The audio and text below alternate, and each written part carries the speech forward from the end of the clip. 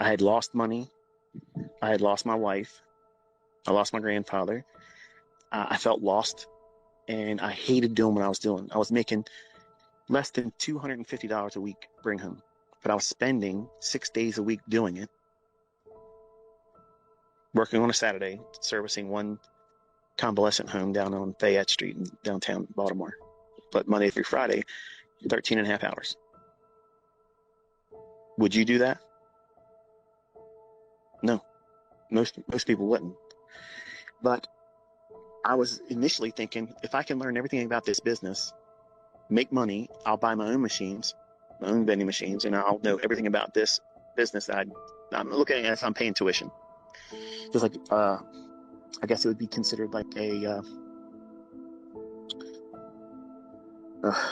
intern, where you're not really getting paid, you're just there to get the experience, which is very expensive, by the way. But I felt defeated. I felt like I was at my wit's end, and I had lots of books, I had lots of things in my head, but I couldn't make that stuff and retail stuff work. It just, every time I got into a trade, either I would be scared because I lost money before, I lost an account, or I would be immediately stopped out. And it was very, very discouraging. And while I didn't have a gun, I probably would have hurt myself if I had one then. I felt like I was being invited many times driving over that Key Bridge. Like I just want to whip the wheel over there and just go off the edge of it. Well, the day I was in the stop right before going across the Key Bridge, and I would go to Telco, which was a stop that didn't make a whole lot of money, but I hated going to it. I figured, well, once I service that one, I'll be going over the Key Bridge, and then I'm going to do it today. I'll probably pass out on my way down. I probably won't feel anything, but nobody's going to miss me.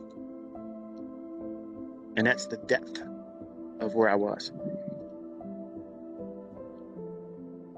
Nobody could have reached me.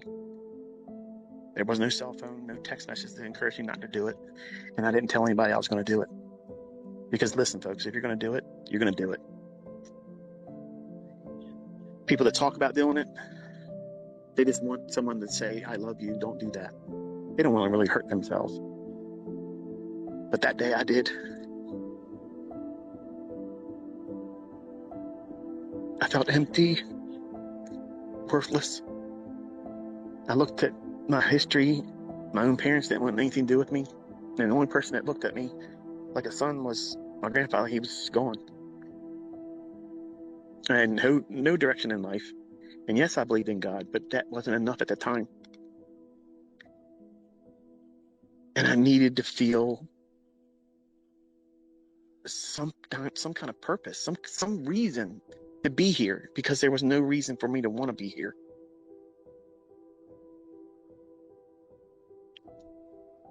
I got on the Key Bridge, got on the right lane, got to the top, stopped. Put my hazards on.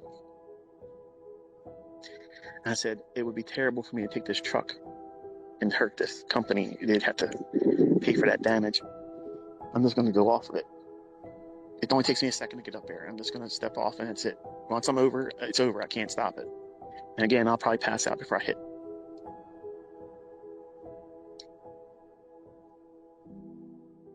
And I don't know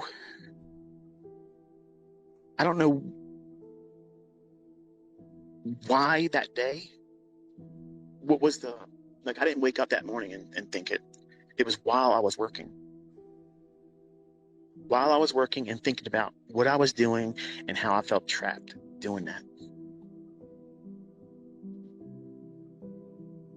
And I didn't see an out. I never drank alcohol. I never did drugs.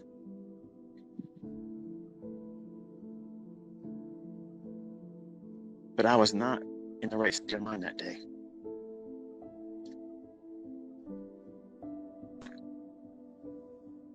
Something said, Go home and don't think about it.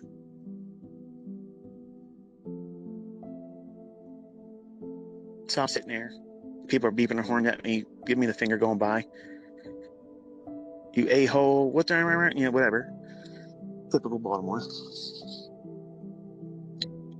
So I started the truck again, went to the stops, finished my route. Didn't hang out like I usually did with my employer. Drove home, numb, no radio. Didn't lift weights that day. Went in, got a shower, didn't eat. And I sat in there and I stared at my computer. But I sat there,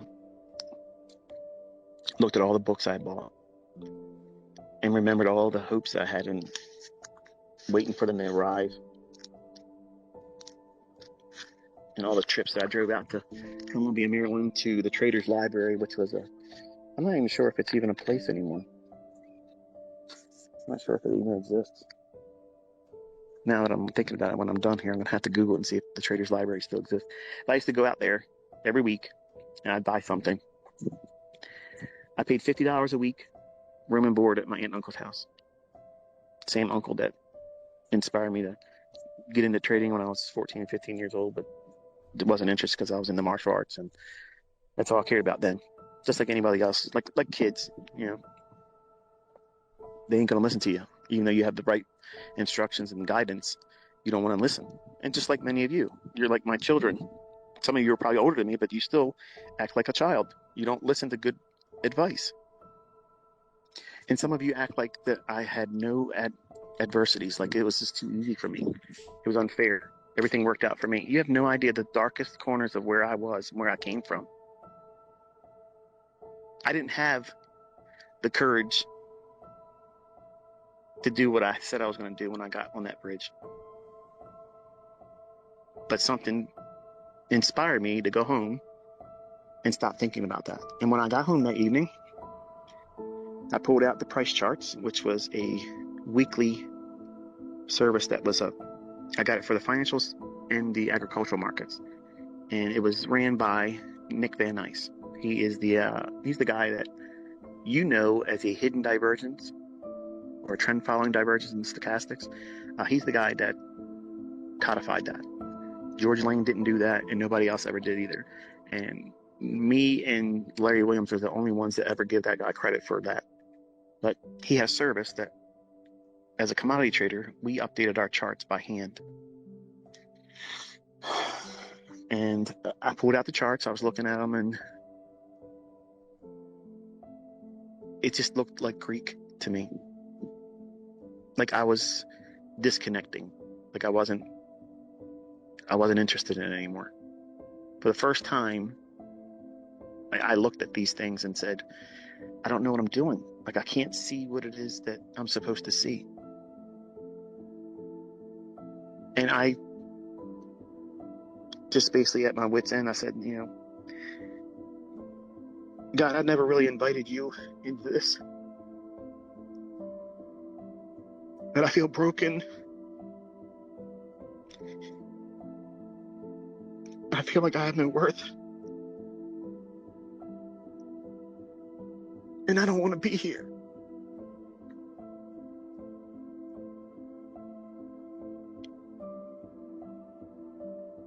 I was never more interested in anything else in my life prior to that day than I was in the markets. And in that day, I was ready to disconnect everything.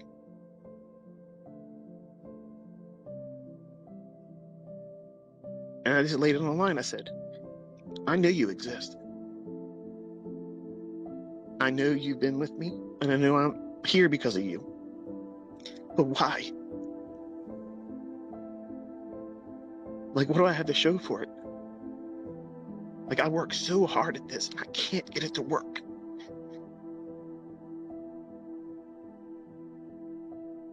So I said, I'm going to ask you something. And you know my heart right now, and I mean it. If you open my eyes and my understanding, I swear I'll spend the rest of my life helping other people do it.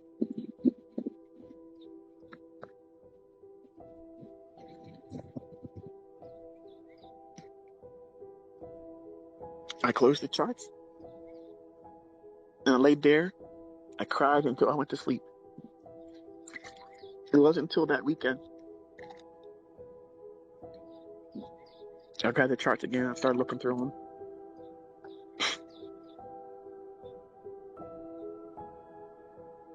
I was just literally looking at them, having no understanding of what it was I was going to look for. Nothing. And I thought about what I had asked. And I hear, look.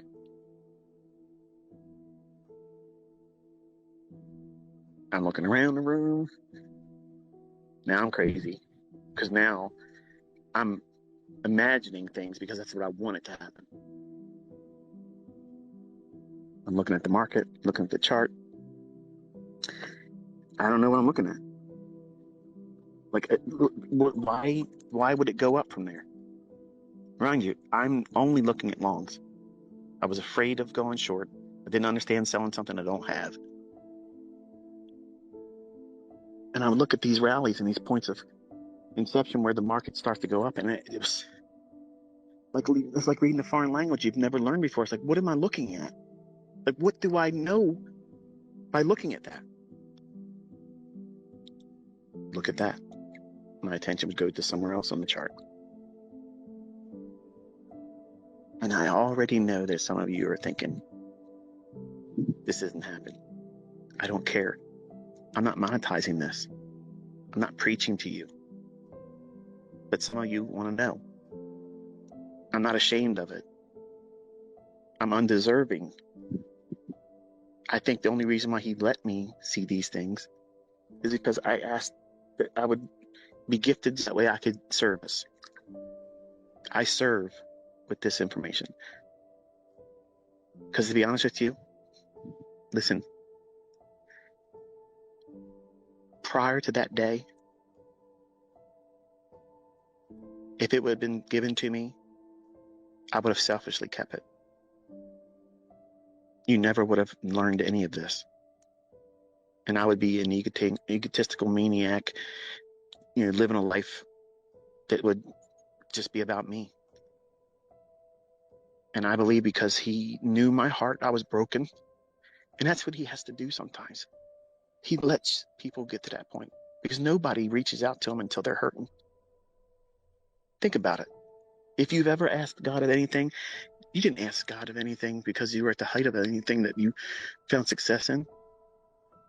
And how often do you invite him in to thank him for allowing you to get there? If God exists, he wouldn't allow suffering. He has to do it because we're stubborn. I was. He put this in me as a young man. And then when I tried to do it my way, I couldn't do it. And when I changed my perspective into, I want to be rich by the time I'm 40, to, I want to learn how to do this well. And if you gift me with it, I will spend my life serving others with it.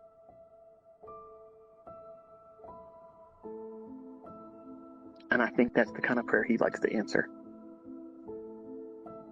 I'm not claiming to know how he thinks, but that's the only thing that makes sense to me. And then when I would study, I would be by myself. No radio, no television, nobody coming in to disturb me. That still quiet voice. Look here. Look here. I would ask questions that would rise up in me without even saying it vocally, and it would be, my eye would go here, and the same voice would be, look here. It's the same voice that said, pull the door in front of you. It's the same voice that told me the weight of my son Cameron before he came out and we videotaped it.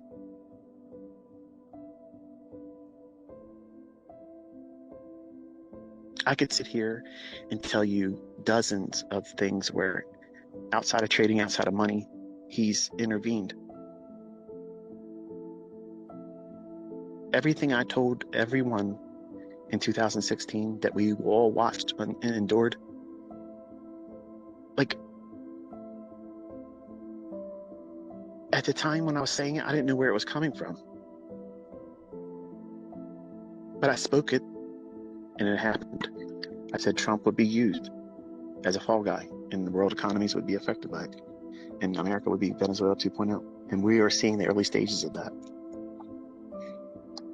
I'm not going to go any more in that because they'll probably turn me off again, but